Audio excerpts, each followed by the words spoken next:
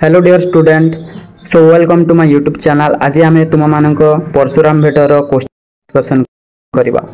तो प्रथम क्वेश्चन रही मिथिला कटकरू बाहरी राम सीता केउठी रहिले। राम सीता मिथिला कटकरू बाहरी केउठी रहिले यार सठिक उत्तर जानी कमेंट बॉक्स रे कमेंट कर जणाइबे। ऑप्शन ए बरुणपुर रे, ऑप्शन ख वैशालीपुर रे, ऑप्शन ग जनकपुर रे, ऑप्शन घ दंडकावन रे। तो यार सठिक उत्तर हो वैशालीपुर रे मिथिला कटकरू बाहरी राम सीता रहिले। 2 नंबर रही विश्वामित्र आश्रम केउठी अवस्थित। विश्वामित्र आश्रम केउठी अवस्थित यार सठिक उत्तर हो सिद्धवन रे। विश्वामित्र आश्रम सिद्धवन रे अवस्थित। 3 नंबर क्वेश्चन रही अछि मनुष्य शरीर उपरे क्यों पक्षी बसिथिबार राजा दशरथ देखिथिले।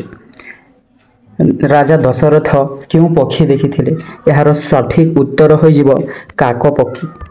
क्यों पक्षी? काक पक्षी। रेणुकानंदन किए? रेणुकानंदर काहाकू कहा जाए?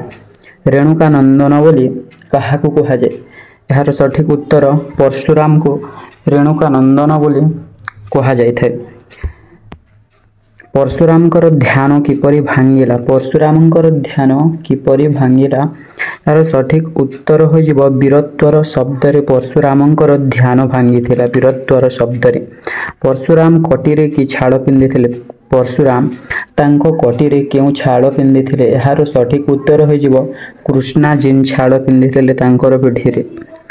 नंबर 7 रही अछि परशुरामकर कोदंडर नाम कोन।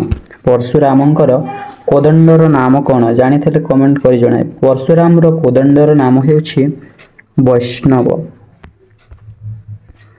वैष्णव। नेक्स्ट देखिबा नंबर 8 परशुरामकर कोठार को कवि कहा सहित तुलना करिसंती। परशुरामकर कोठार को कवि कालदंड प्राय सह तुलना करिसंती। कहा सह? कालदंड प्राय सह तुलना करिसंती।